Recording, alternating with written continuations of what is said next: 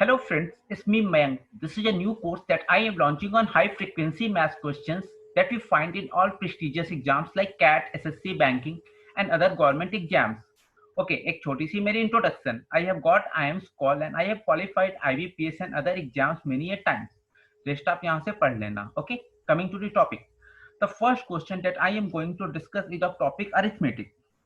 Now the question is, CVA spent 3 by 11 of her monthly salary on rent, 3 by 4th of the remaining in nifty stocks, and the remaining salary she spent on shopping of household items and apparel in the respective ratio of 2:3.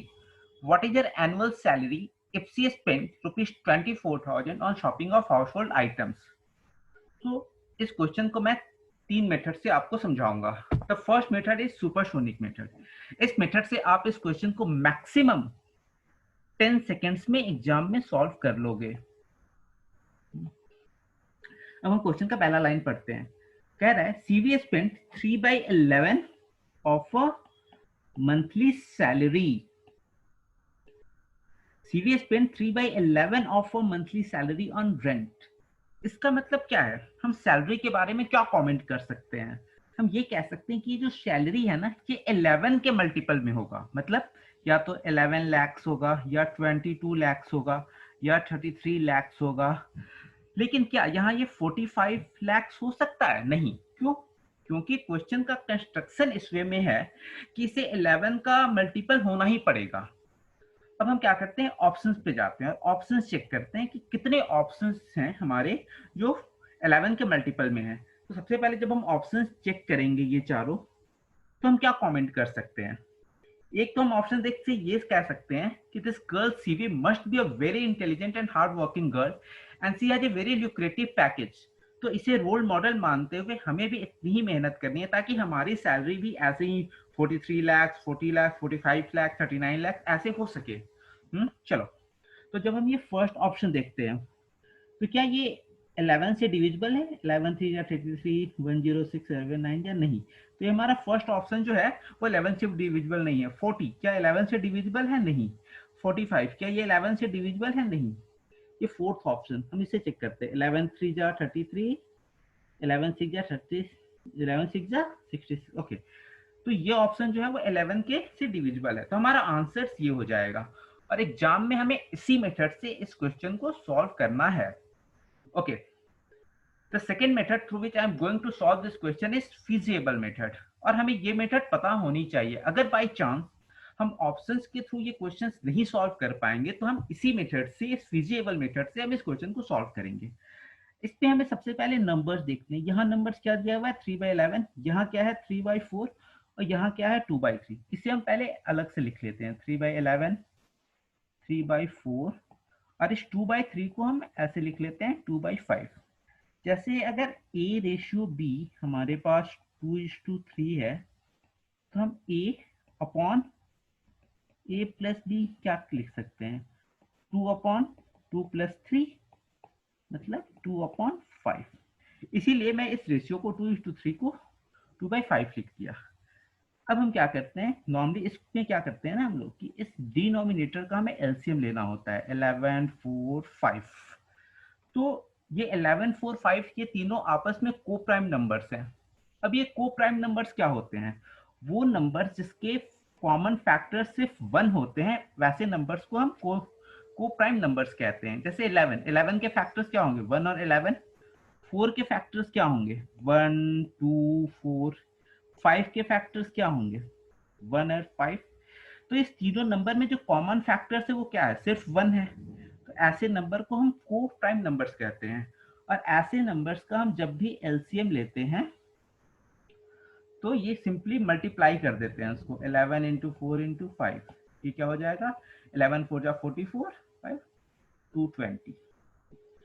तो अब ये question हम एक बार फिर से पढ़ते हैं. Question कह रहा है CV spend 3 by 11 of a monthly salary on rent, 3 by 4th of the remaining in nifty stocks, and the remaining salary she has spent on shopping of household items and apparel in the respective ratio of 2:3.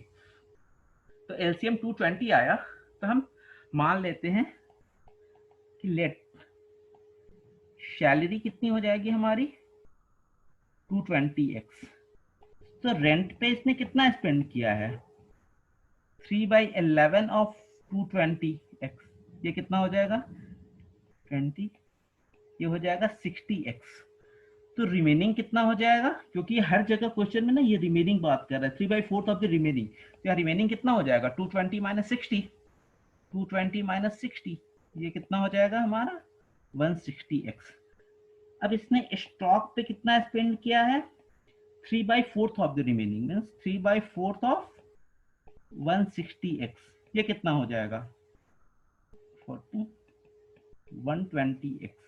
मतलब इसने stock पे 120x spend कर दिया।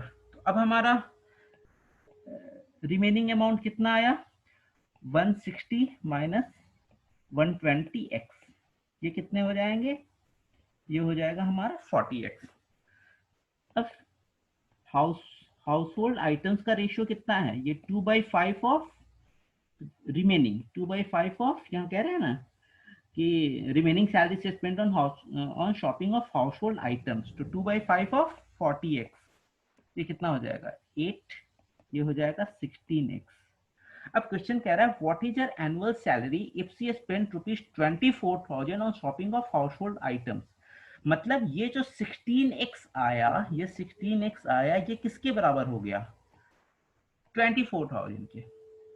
तो x कितना हो जाएगा 24,000 bye 16, 8 2 जा 8 3 जा 215, तो हमारी x आ गई 1500, x इज इक्वल टू 1500। तो हमारी मंथली सैलरी कितनी हो जाएगी, हमने कितना एज्यूम किया था स्टार्टिंग में 220x, मतलब 220 सॉरी कितने हो जाएगी 220 इंटू 1500, और एनुअल सैलरी कितनी हो जाएगी 220 इंटू 1500 इंटू 12। क्यों, क्योंकि एक साल में 12 महीने होते हैं। तो जब इसे हम मल्टीप्लाई करेंगे तो हमारा आंसर आ जाएगा 39,60,000, ये फोर्थ ऑप्शन। अगर हम फर्स्ट मेथड यानी जो अभी मैंने आपको बताया था सुपरसोनिक मेथड, अगर हम उससे क्वेश्चन सॉल्व नहीं कर पा रहे तो हम फिर इस मेथड से सॉल्व करेंगे। अच्छा, ये मैंने आपको सिर्फ समझाने के लिए ये सारा लिखा है इस तरीके से कि हाँ यहाँ रिमेनिंग कितना है, हाउस पे कितना है, रेंट पे कितना है। जब आप एग्जाम में सॉल्व करोगे तो आपको इस तरह लिख के नहीं करना है, और आप मैक्सिमम 1 मिनट में क्वेश्चन सॉल्व कर लोगे। The third method through which I am going to solve this question is traditional method. अभी ट्रेडिशनल मेथड क्या होता है, इससे हमें एग्जाम में सॉल्व नहीं करना है, और अगर हम नहीं सॉल्व कर पाए तो हम इसे छोड़ देंगे, लेकिन इस मेथड से तो नहीं करेंगे। लेकिन हाँ, हमें समझ में आना चाहिए, हमें पता होना चाहिए कि मतलब इसका वे ऑफ कंस्ट्रक्शन क्या है, या इसको हम बिल्कुल ही बेसिक मेथड से कैसे करते हैं, लेकिन ये सिर्फ समझने के लिए है। ओके, तो हम इसे मान लेते हैं कि let her total salary is ₹x। So spend on rent कितना है 3/11x, तो x इंटू ये हो जाएगा 3x/11। तो रिमेनिंग अमाउंट कितनी हो जाएगी x minus 3x/11, x minus 3x/11। तो इसको जब हम सॉल्व करेंगे कितना हो जाएगा 11x माइनस 3x, ये हो जाएगा 8x/11। तो यहाँ ये 8x/11 हो गया। अब कह रहा है स्टॉक पे कितना स्पेंड किया था उसने 3/4 ऑफ रिमेनिंग मीन्स 8x/11, ये कितना हो गया ₹6x/11। अब रिमेनिंग अमाउंट कितना हो जाएगा 8x/11 माइनस 6x/11, तो यहाँ हमारा आंसर आ जाएगा 2x/11। अब हाउस होल्ड आइटम्स और अपैरल का रेशियो कितना है 2:3। तो हाउस होल्ड आइटम्स कितना हो गया 2/5 इंटू 2x/11, जो ये रिमेनिंग अमाउंट है, ये हो गया 4x/55।